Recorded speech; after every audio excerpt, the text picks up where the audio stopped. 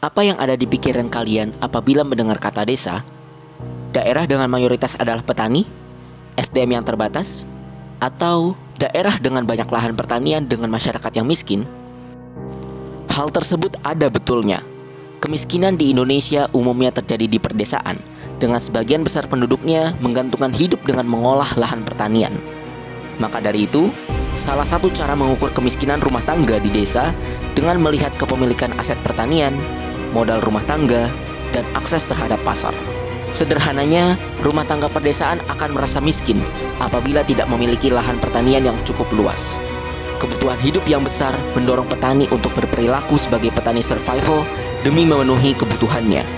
Kasus pertanian pedesaan di Indonesia, misalnya di Desa Tukul, Kecamatan Tering, Kabupaten Kutai Barat, menjadikan pendidikan sebagai faktor yang mempengaruhi kemiskinan masyarakat desa. Sebagian besar petani lahan kecil di Desa Tukul merupakan lulusan sekolah dasar. Kualitas pendidikan yang rendah berdampak pada minimnya pengetahuan dan akses pasar yang dimiliki petani. Pada akhirnya, petani dengan aset terbatas bergantung terhadap tengkulak dengan harga kurang bersaing untuk menjual hasil panennya. Kasus yang sama juga terjadi di Desa Sindetlami, Kecamatan Besuk, Kabupaten Probolinggo. Sebagian besar petani di Desa Sindetlami merupakan petani miskin yang diakibatkan oleh berbagai faktor. Faktor utama penyebab kemiskinan petani di desa ini adalah kepemilikan lahan yang sempit yang berasal dari warisan. Lahan pertanian yang dimiliki petani kecil tidak mampu membawa keluarga mereka keluar dari lingkaran kemiskinan. Tingkat pendidikan yang rendah juga memainkan peran penting pada penjualan hasil pertanian, di mana kurangnya pengetahuan dan akses pasar. Dua hak di atas hanyalah dua contoh dari ribuan pedesaan di Indonesia.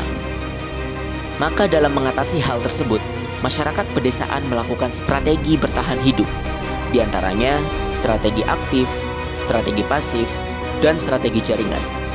Strategi aktif adalah strategi bertahan hidup yang dilakukan keluarga miskin dengan cara mengoptimalkan segala potensi keluarga, seperti melakukan aktivitasnya sendiri, memperpanjang jam kerja, atau melakukan apapun demi menambah penghasilannya. Strategi aktif yang biasanya dilakukan petani kecil adalah dengan diversifikasi penghasilan atau mencari penghasilan tambahan dengan cara melakukan pekerjaan sampingan.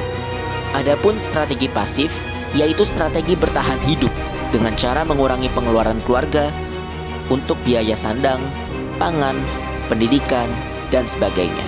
Strategi pasif yang biasanya dilakukan oleh petani kecil adalah dengan membiasakan hidup hemat. Sementara itu, strategi jaringan adalah strategi bertahan hidup yang dilakukan dengan cara menjalin relasi, baik formal maupun dengan lingkungan sosial dan lingkungan kelembagaannya, seperti meminjam uang kepada tetangga, memanfaatkan program kemiskinan, meminjam uang ke rentenir atau bank, dan lain sebagainya.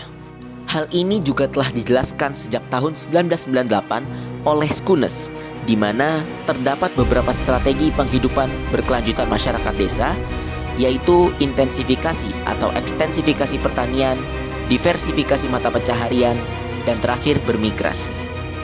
Mengenai beribu masalah dengan kondisi yang kompleks di pertanian pedesaan, apakah pemerintah belum melakukan tindakan?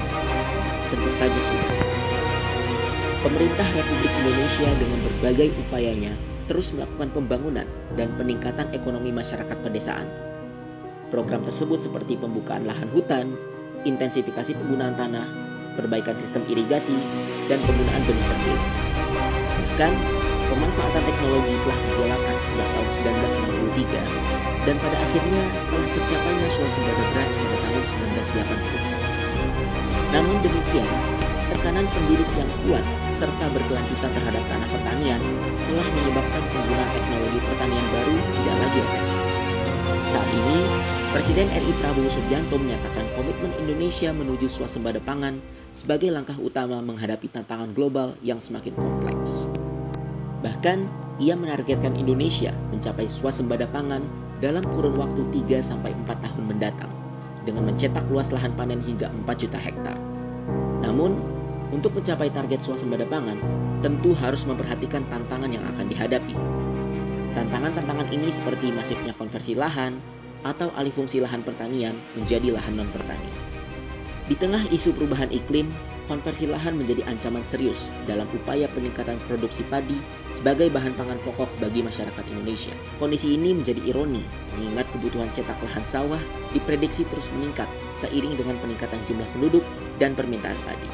Menurut Guru Besar Bidang Penyuluhan dan Komunikasi Pertanian UGM, Profesor Subejo SPMP PhD, untuk mencapai swasembada pangan, pemerintah harus memiliki kebijakan dan program yang terintegrasi, mulai dari ekstensifikasi, intensifikasi, dan diversifikasi yang melibatkan berbagai lembaga dan kementerian di tingkat pusat dan daerah. Dengan dukungan sistem irigasi yang baik, Subejo meyakini akan sangat terbuka peluang untuk meningkatkan intensitas penanaman sampai 2 kali dan bahkan untuk daerah tertentu yang ketersediaan airnya memadai bisa 3 kali tanam dalam waktu 1 tahun.